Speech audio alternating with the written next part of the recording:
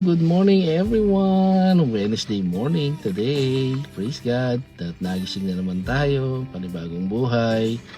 And meron lang isang katanungan na naitanong sa atin. Paano daw ba makakamit ang tunay na kagalakan? Wow, ang ganda ng tanong niya.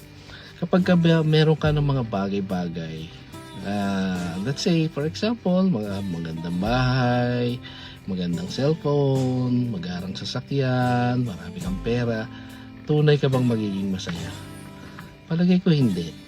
Kasi yung kagalakan na binabanggit ng Panginoon ay malalim. Okay? Yung happiness and joy are two different, okay, emotions or feelings or status or whatever.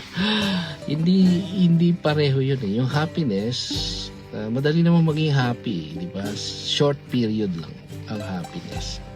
Kapag niregaluhan ka ng yung mahal sa buhay ng isang bagay, naging masaya ka kaagad, di ba? Napapa-thank you tayo, wow! It's happiness. Pero yung joy, iba yon, iba yung sinasabing joy ng Panginoon. Ito'y malalim, no? Kahit wala ka ng bagay na material, okay? Kapag meron kang Panginoon, meron kang joy. Yan po ang katotohanan. Kasi iba yung joy na nanggagaling sa Panginoon. Okay? At iba naman yung happiness na nanggagaling sa mundo, no? Sa mga material na bagay.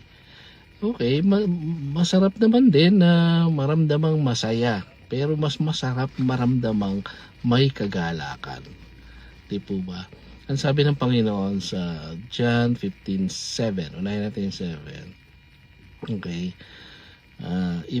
If I remain in you and my words remain in you, okay, ask whatever you wish and it will be done for you. Take note of ask whatever you wish. Okay. Ito ba'y nakatungkol sa material na bagay? Maaaring hindi. Pero hindi tayo pababayaan ng Panginoon sa mga pangangailangan natin.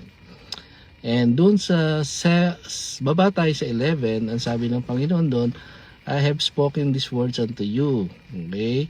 That my joy be in you and your joy be complete. So yung joy na sinasabi ng Panginoon dito ay malalim na kagalakan. Meron ka man o wala, you will still be happy and with joy, okay? Meron ka kagalakang nanggagaling sa Panginoon. Okay? Meron o wala, may galak ka pa rin. Okay? So yan po mga kaibigan. Maraming salamat.